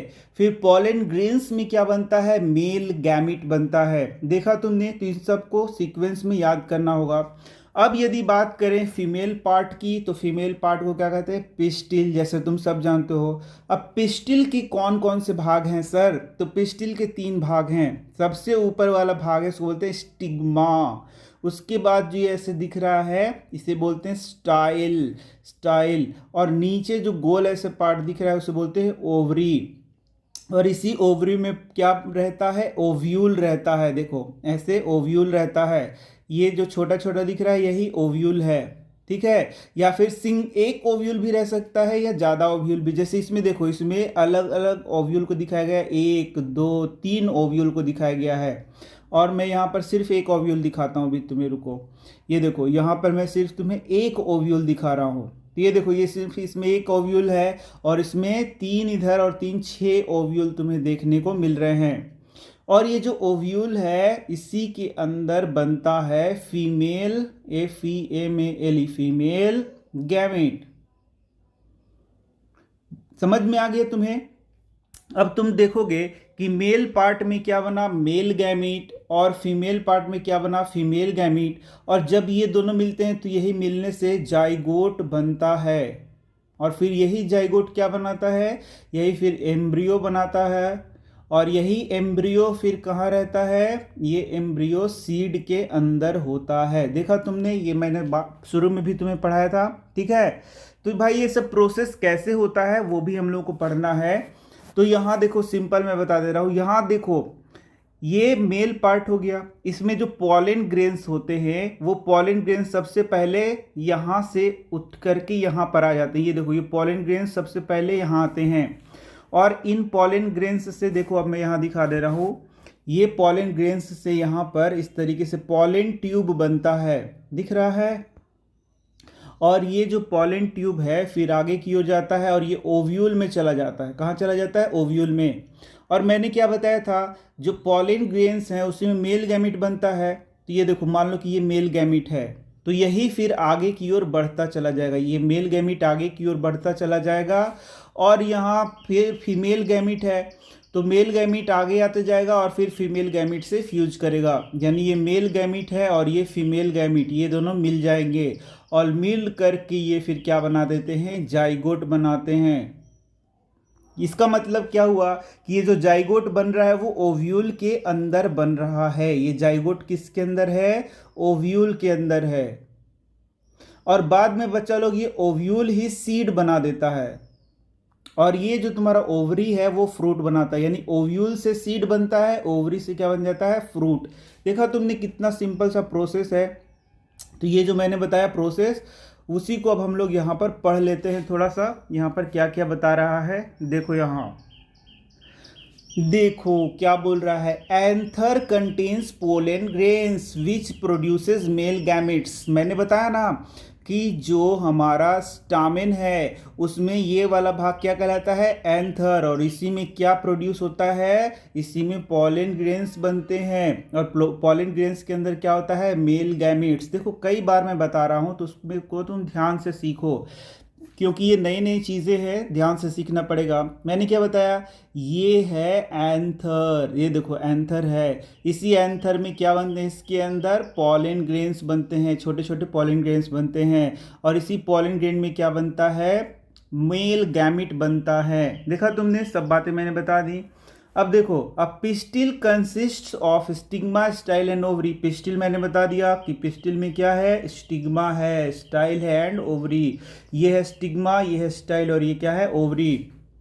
ओवरी कंटेन्स वन और मोर ओव्यूल्स। मैंने बताया जैसे अभी जो दिखाया था चित्र, उसमें 1 2 3 ओव्यूल था इधर और 3 ओव्यूल इधर, 6 ओव्यूल। जितना ओव्यूल होगा उतना ही सीड बनेगा। जैसे कि यदि मैंगो की बात करें तो मैंगो में सिर्फ एक सीड बनेगा, यानी सिर्फ एक ओव्यूल प्रेजेंट रहेगा, ठीक है। और यदि हम लोग मटर की बात करें तो मटर में 10 लगभग 8 से 10 सीड्स होते हैं, तो उसमें ओव्यूल का संख्या क्या होगा, ज़्यादा होगा। तो जो ओव्यूल है वही सीड बनाता है, वही क्या बनाता है, सीड। तो जो मटर है उसमें ज़्यादा ओव्यूल होगा तो ज़्यादा सीड होगा। जो आम है उसमें सिंगल ओव्यूल होगा तो सिंगल सीड होगा। समझ में आ रहा होगा। द फीमेल गैमेट्स और the egg is formed in an ovule. तो ये मैंने अभी तुरंत तुम्हें बताया था, क्या बताया था, कि जो ओव्यूल है, अब चलो एक ओव्यूल से मैं दिखा दे रहा हूँ, फिर से दिखा दे रहा हूँ भाई, तुम्हें इतनी बार दिखाऊंगा कि तुम्हें याद हो जाएगा। ये देखो, यही है फीमेल पार्ट, तुम्हें दिख रहा होगा, और ये है हमारा ओवरी। और ओवरी के अंदर अभी मैं एक ओव्यूल तुम्हें दिखा रहा हूँ, सिर्फ एक ओव्यूल। तो ये एक ओव्यूल है, इसी के अंदर फीमेल गैमिट बनता है। देखो यहाँ पर क्या बन जाएगा, एक फीमेल गैमिट। और तुम्हें जैसे मैंने अभी सिखाया था तुरंत कि यहाँ से, ये देखो मैंने क्या बताया था कि ये देखो यहाँ से पॉलन ग्रेन इस पर आता है, पॉलन ग्रेन्स यहाँ पर आएगा, और यही पॉलन ग्रेन्स फिर जर्मिनेट करेगा, और जर्मिनेट करते हुए ओव्यूल के पास आएगा, और फिर इसमें रहेगा मेल गैमिट। क्या रहेगा, मेल गैमिट। ये देखो एक मेल गैमिट रहेगा। तो इस तरीके से मेल और फीमेल गैमिट फ्यूज यहाँ करेगा और जाइगोट बनाएगा, और इसी जाइगोट से फिर एम्ब्रियो बनेगा। ठीक है ना, कई बार मैं बता रहा हूँ, क्यों, ताकि तुम्हें याद हो जाए अच्छे से। In sexual reproduction a male and female gamete fuse to form a zygote.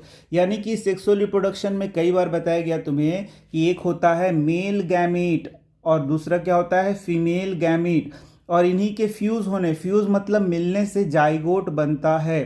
तो यहाँ से भी क्वेश्चन होगा तुम्हारा कि मेल और फीमेल गैमेट के फ्यूज होने से क्या बनता है, जाइगोट। ठीक है, इसको याद कर लो। अब ध्यान से देखना, अभी मैंने तुम्हें बताया कि ये पॉलन ग्रेन स्टिग्मा पर आकर के गिरता है, ये है स्टिग्मा हमारा,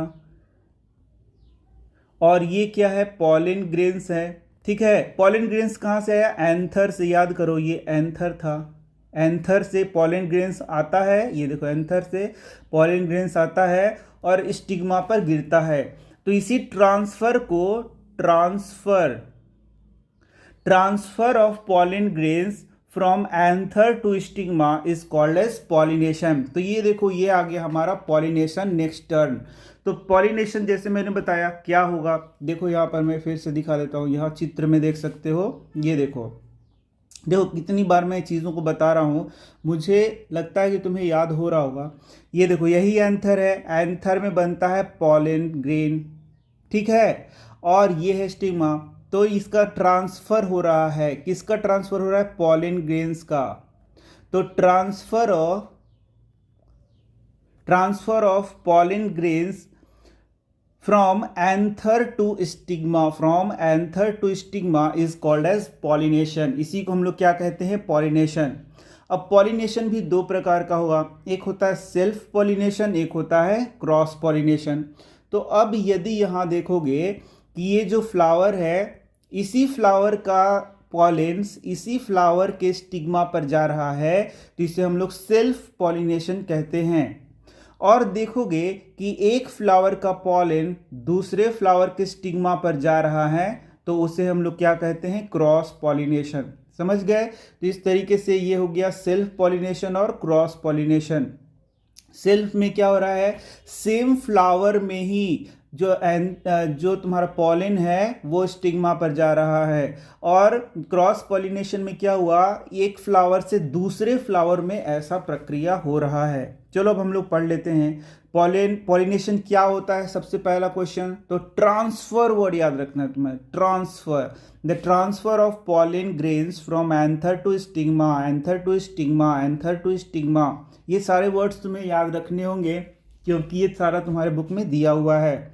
देखो क्या बोलता है, generally pollen grains have a tough protective coat which prevents them from drying up. अब देखो, जो पॉलन ग्रेन्स होता है उसका स्ट्रक्चर यहाँ पे हम लोग को पढ़ना नहीं है, लेकिन बोल रहा है कि पॉलन ग्रेन्स के ऊपर टफ प्रोटेक्टिव कवर होता है जो उसको बचाए रखता है सूखने से। Since pollen grains are light they can be carried by wind.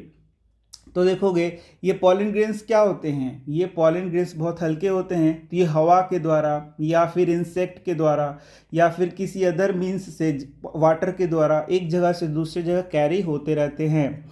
Water के द्वारा, इंसेक्ट के द्वारा। Visits flowers and carry away pollen one on their bodies. यानी ये जो इंसेक्ट्स होते हैं उसके ऊपर यदि पॉलन लग गया तो वह फिर दूसरे फ्लावर पर जब जाएगा तो वो पॉलन को वहाँ ट्रांसफर कर देगा। Some of the pollen land on the stigma of a flower on the same kind. The transfer of pollen from anther to stigma of a flower is called pollination. मैंने कई बार तुम्हें बता दिया व्हाट इज पॉलिनेशन।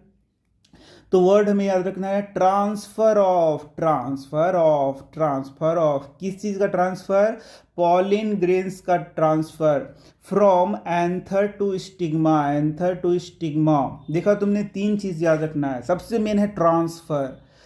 अब तुम anther to stigma exam में नहीं याद है तो सीधे लिख सकते हो the transfer of pollen grains from a flower is called as, या सीधे लिख सकते हो कि the transfer of pollens in a flower is called as pollination.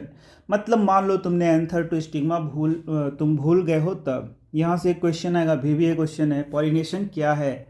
If the pollen lands on the stigma of the same flower, यहाँ से अब question आ गया to another flower of the same plant, it is called self pollination. Next question है कि self pollination क्या है। तो सेल्फ पॉलिनेशन में क्या हुआ कि जो पॉलन ग्रेन्स हैं वो लैंड करता है, मतलब जाता है, गिरता है, उस पर पड़ता है, किस पर? Stigma of the same flower. जो पॉलन ग्रेन्स है वो उसी फ्लावर के स्टिग्मा पर या उसी फ्लावर मतलब उसी प्लांट के किसी फ्लावर के स्टिग्मा पर आता है, तो उसको बोलते हैं सेल्फ पॉलिनेशन। लेकिन जब एक प्लांट से दूसरे प्लांट में ये जाएगा, when the pollen of a flower, बोलता है कि कोई एक पॉलन है फ्लावर का, वो लैंड करेगा one flower to the another flower, stigma of a flower of a different plant of the same kind. अब ये तो बात है कि सेम काइंड का होना ही चाहिए। It is called cross pollination. इसे हम लोग क्या कहते हैं? Cross pollination. तो तुमने यहाँ देखा कितना अच्छा से बताया गया क्रॉस पॉलिनेशन। यदि यहाँ पर उसी फ्लावर का पॉलन ग्रेन्स उसी फ्लावर के स्टिग्मा पर जा रहा है, या मान लो यहाँ पर एक और फ्लावर है उसी प्लांट में एक और फ्लावर में ये स्टिग्मा है या इसमें आ रहा है, तो उसको बोलते हैं सेल्फ पॉलिनेशन। लेकिन डिफरेंट प्लांट पर यदि जाता है तो उसको बोलते हैं क्रॉस पॉलिनेशन। तो पॉलिनेशन हो गया। पॉलिनेशन का मतलब क्या हो गया? ये पॉलन ग्रेन्स यहाँ पर आ गए। अब पॉलन ग्रेन्स का क्या होता है? मैंने क्या बताया था कि पॉलन ग्रेन्स यहाँ पर जर्मिनेट करता है। देखो ये जर्मिनेट कर रहा है और जर्मिनेट करके फिर ये यहाँ आगे की ओर आएगा। अब बताओ पॉलन ग्रेन्स में भी क्या बनता है? Male gamete. देखो ये मेल गैमिट यहाँ पर पॉलन ग्रेन्स है, इसमें मेल गैमिट ये बना, एक मेल गैमिट हो गया, नीले रंग से मैंने दिखाया, और लाल रंग से मैं दिखा देता हूँ फीमेल गैमिट। तो देखो यहाँ पर फीमेल गैमिट बनेगा ओवम में। तो जो ये ओव्यूल है, नहीं ओवम में नहीं, ओवम ही बोल रहा है फीमेल गैमिट, ठीक है, ओव्यूल है। ओव्यूल में बना है ओवम। ओवम मतलब फीमेल गैमिट, इसी को एक भी कहते हैं। ओवम को ही एक कहते हैं, ओवम को ही फीमेल गैमिट कहते हैं। तो वो कहाँ बनता है? वह बनता, ये पूरा ऐसे लिखना बनाना होगा, ये बनता है तुम्हारा ओव्यूल के अंदर। अभी तो पढ़ाया था तुम्हें। और देखो यहाँ पर नीला वाला मेल गैमिट कहाँ बना? तो वो बनता है तुम्हारा पॉलन ग्रेन में बनता है। तो यहाँ पर मेल गैमिट भी आ गया, फीमेल गैमिट भी आ गया, और दोनों ये फ्यूज़ किया, फ्यूज़ करके क्या बनाया? जाइगोट बनाता है, ठीक है। और यही जाइगोट फिर आगे चल के क्या बनाएगा? एम्ब्रियो, और वही फिर सीड के अंदर में होगा, ठीक है ना। तो अब यहाँ से दो चीज़ और मैं पढ़ा देता हूँ फिर से, कई बार मैंने दोहरा दिया, फिर से दोहराता हूँ कि ये जो तुम्हारा दिख रहा है ये भाग, इसे क्या कहते हैं? ये है तुम्हारा ये फ्रूट बनाएगा, ये क्या बनाएगा, इसे हम लोग कहते हैं ओवरी। तो ओवरी से क्या बनता है, फ्रूट, और ये जो भाग है ये है ओव्यूल। ओव्यूल, और ओव्यूल से क्या बनता है, सीड बनता है। ये दो क्वेश्चन भी तुम्हें याद रखना है, ठीक है। चलो, तो अब आ गया फर्टिलाइजेशन। फर्टिलाइजेशन का क्या मतलब है, यही है फर्टिलाइजेशन। मेल गैमीट और फीमेल गैमीट का जब फ्यूजन होता है उसी को फर्टिलाइजेशन कहते हैं। The cell which results after fusion of the gametes is called zygote. तो व्हाट इज फर्टिलाइजेशन, सबसे पहले समझो। The fusion of male and female gamete is called as fertilisation. तो मेल गैमीट और फीमेल गैमीट जो मिलता है उसी को फर्टिलाइजेशन कहते हैं। नेक्स्ट क्वेश्चन तुमसे पूछेगा फर्टिलाइजेशन के बाद क्या होता है, तो आंसर है कि जाइगोट बनता है। नेक्स्ट क्वेश्चन है कि जाइगोट का फॉर्मेशन किसके द्वारा होता है, तो आंसर है मेल गैमीट और फीमेल गैमीट के मिलने से जो नया सेल बनता है उससे हम लोग क्या बोलते हैं, जाइगोट बनते हैं। नेक्स्ट क्वेश्चन है कि फर्टिलाइजेशन का रिजल्ट क्या होता है, तो आंसर है जाइगोट का फॉर्मेशन होता है। The process of fusion of male and female gametes, ठीक है, इज कॉल्ड फर्टिलाइजेशन। तो ये भी मैंने बताया कि फर्टिलाइजेशन क्या है, ये भी तुम लिख सकते हो। The zygote then develops into an embryo, ये मैंने बताया। और यही जो एम्ब्रियो है वह किस में रहता है, सीड के अंदर रहता है। और जब सीड को हम लोग बोते हैं तो ये फिर जर्मिनेट करता है। अब देखो फ्रूट्स एंड सीड फॉर्मेशन, तो ये तो मैंने पहले भी बता दिया कि जो फ्रूट है और सीड है, यूजुअली फ्रूट्स जो नॉर्मली बनेगा वो ओवरी से बनेगा। हालांकि दूसरे भागों से भी फ्रूट बन सकता है, लेकिन जो सीड है वह ओव्यूल से ही बनेगा। After fertilisation the ovary grows into a fruit, देखो यहाँ लिखा हुआ है, and other parts of the flower falls off, ठीक है। The fruit is the ripened ovary, fruit क्या है क्वेश्चन तुमसे पूछेगा, तो राइपेंड ओवरी है, ठीक है। The seed develop from the ovules, तो देखो दोनों क्वेश्चन यहाँ दिया हुआ है जो कि मैंने तुम्हें पहले ही पढ़ा दिया है कि फ्रूट से ही क्या जो ओवरी है उसी से क्या बनता है, फ्रूट बनता है। और जो सीड है वो ओव्यूल से बनता है। तो किसी किसी में तो सिर्फ एक सीड होता है, किसी में बहुत सारे सीड्स होते हैं। तो जिसमें सिर्फ एक सीड है उसमें एक ओव्यूल होगा, बहुत सारे सीड्स हैं तो बहुत सारे ओव्यूल होगा। The seeds contains an embryo enclosed in a protective seed coat. अब सीड में ही क्या होता है, एम्ब्रियो होता है, बार बार मैंने बता दिया। और इस एम्ब्रियो सीड के ऊपर क्या होता है, सीड कोट होता है, ठीक है। Some fruits are fleshy and juicy such as mango and orange, तुमने देखा होगा कि कुछ फ्रूट क्या होते हैं, फ्लेशी होते हैं और उनमें जूसी, तुम्हारे मुंह में पानी भी आ रहा होगा मैंगो का नाम सुन के, ऑरेंज के नाम सुन के। Some fruits are hard like almonds and walnuts, कुछ फ्रूट्स क्या होते हैं, हार्ड होते हैं, जैसे आलमंड्स वॉलनट्स, ये क्या बहुत हार्ड होते हैं, तुमने देखा भी होगा। तो 8.12 फिगर ए एंड बी बोल रहा है, यहाँ देखो, ये देखो सेक्शन, ये देखो यही आलमंड है, ये तो हार्ड होगा, और ये एप्पल है, यहाँ देख सकते हो ये क्या हो गया, सीड हो गया, ठीक है। चलो अब आगे आते हैं seed dispersal. In nature same kind of plants grow at different places, this happens because seeds are disperse to different places, ठीक है। अब देखोगे हम यदि प्रकृति में देखें तो एक ही प्रकार की जो प्लांट्स हैं वो अलग अलग जगहों पर देखने को मिलेंगे, ठीक है। तो ऐसा क्यों, उनके सीड्स के द्वारा, भाई सीड्स जो है एक जगह से दूसरे जगह जाते हैं, और जिसके कारण क्या होता है, वही प्लांट अलग अलग जगहों पर हमें देखने को मिलता है। तो नेचर में ये जो प्लांट्स होते हैं अपनी जनसंख्या को बढ़ाना चाहते हैं, तो इनका सीड इस प्रकार का होता है, बहुत सारे ऐसे प्लांट्स का, जो कि उसको एक जगह से दूसरी जगह डिस्पर्स करता है, ताकि उसका जो मतलब उसका जो जनरेशन है आगे की ओर बढ़ता चला जाए। देखो इसके लिए उनमें बहुत सारे स्ट्रेटजीज भी होते हैं कि कैसे हम अपने सीड को एक जगह से दूसरी जगह ले जाएं। Sometimes after a walk through a forest or a field or a park, you may have found seeds or fruits sticking to your clothes. अब तुम खुद भी देख सकते हो कि कभी कभी क्या होता है, तुम घूम रहे हो और तुम्हारे कपड़े से कुछ सीड चिपक गया है, तो उससे क्या होगा, वह एक जगह से दूसरे जगह जाएगा और वो जिस प्लांट का है वही प्लांट फिर वहाँ पर उगेगा।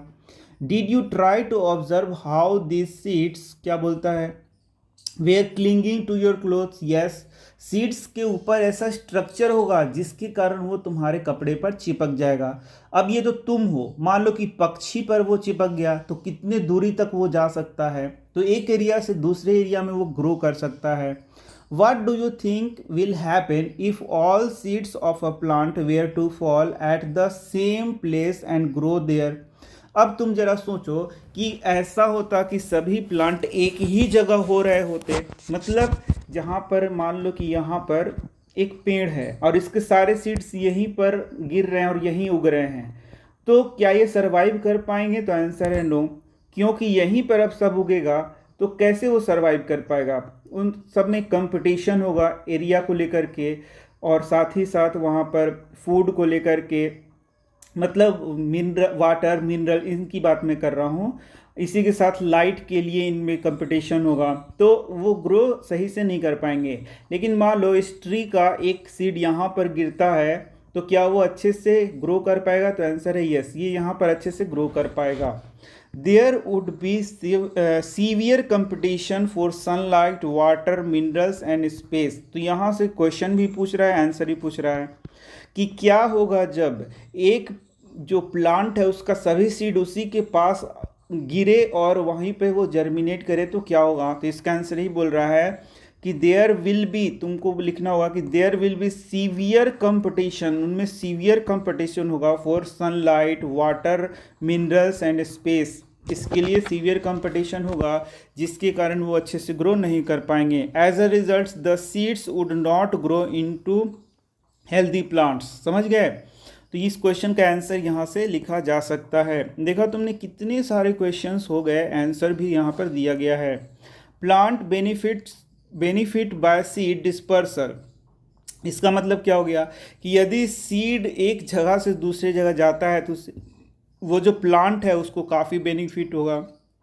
It prevents competition between the plant and its own seedlings for sunlight, water and minerals. तो यहाँ से यदि क्वेश्चन पूछेगा कि यदि सीड का डिस्पर्सल होता है from one place to another place, तो क्या फ़ायदा होगा उस प्लांट को और उसके जो नए बीज हैं, सीडलिंग्स हैं, बीज से ही जो पौधा बन रहा है उसे सीडलिंग्स कहेंगे, जो बीज से छोटे छोटे पौधे बन रहे हैं ना उसे सीडलिंग्स कहेंगे। तो ये जो सीडलिंग्स बन रहे हैं और जो प्लांट है उसी का बीज का सीडलिंग बन रहा है, उसमें उसको क्या फ़ायदा होगा यदि वो दूर जाकर गिरता है? तो इसका आंसर है उनमें कंपटीशन नहीं रहेगा सनलाइट के लिए, वाटर के लिए, मिनरल्स के लिए, और अच्छे से वो ग्रो कर पाएंगे। It also enables the plants to invade new habitats for wider distribution. अब देखो यदि वो बीज जो है बहुत दूर किसी दूसरे जगह पर लगता है तो इस तरीके से वाइडर रेंज में वो फैल जाता है, मतलब दूर दूर तक वह बीज उगता है, तो वो एडेप्टेशन भी उसमें काफ़ी ज़्यादा होगा। ठीक है। Seeds and fruits of plants are carried away by wind, water and animals. यहाँ से क्वेश्चन पूछेगा कि जो जैसे हम लोगों ने पॉलन ग्रेन्स देखा था, पॉलन ग्रेन्स कैसे एक जगह से दूसरे जगह जाते थे, तो एयर के द्वारा, वाटर के द्वारा, इंसेक्ट्स के द्वारा, ऐसे ही सीड्स को भी कैरी किया जाता है विंड के द्वारा, वाटर के द्वारा, एनिमल्स के द्वारा। ठीक है। और इसी के साथ सीड्स में कुछ ऐसे स्ट्रक्चर्स भी होते हैं जो इनको डिस्पर्सल में मदद करता है, यानी एक जगह से दूसरे जगह जाने में मदद करता है। Winged seeds such as those of drumstick and maple, A and B, देखो ये ड्रम स्टिक का है, seed of a drumstick, and maple, ये मैपल है और ये ड्रम स्टिक है। तो इनका जो सीड्स हैं देख सकते हो विंग्ड सीड्स होता है। तो यहाँ से भी क्वेश्चन आएगा कि विंग्ड सीड का उदाहरण दीजिए, तो मैपल एंड ड्रम स्टिक का सीड्स है वो क्या होता है? विंग्ड होता है। सीड्स ऑफ ग्रासेस और hairy seeds of Madar and hairy fruits of sunflowers. देखो इसमें यहाँ भी देख सकते हो the hairy fruits of sunflower. ठीक है। और बी में क्या दिया है, हेरी सीड्स ऑफ मदार। तो देख सकते हो ये इस प्रकार से हैं जिसको हवा एक जगह से दूसरे जगह ले जा सकता है, मतलब इसका स्ट्रक्चर भी ऐसा है, get blown off with the wind to far away places. तो ये बस पढ़ना नहीं है, याद भी करना होगा कि एयर के द्वारा कौन से सीड्स एक जगह से दूसरे जगह जाते हैं। तो हम लोग को लिखना होगा सीड्स ऑफ ओक है, फिर हेयरी फ्रूट्स ऑफ सनफ्लावर है, ये सब उदाहरण हमें देने पड़ेंगे।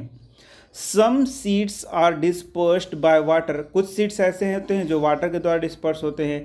दीज फ्रूट्स और seeds usually develop floating ability in the form of spongy और फाइब्रस आउटर कोट। नाउ यहाँ से क्वेश्चन आएगा कि कुछ सीड्स का डिस्पर्सल वाटर के द्वारा होता है, तो उसमें कौन सी क्वालिटी होती है जिसके द्वारा वह एक जगह से दूसरी जगह जाता है। तो इसका आंसर है these fruits have special design, in fruits में स्पेशल डिज़ाइन होगा।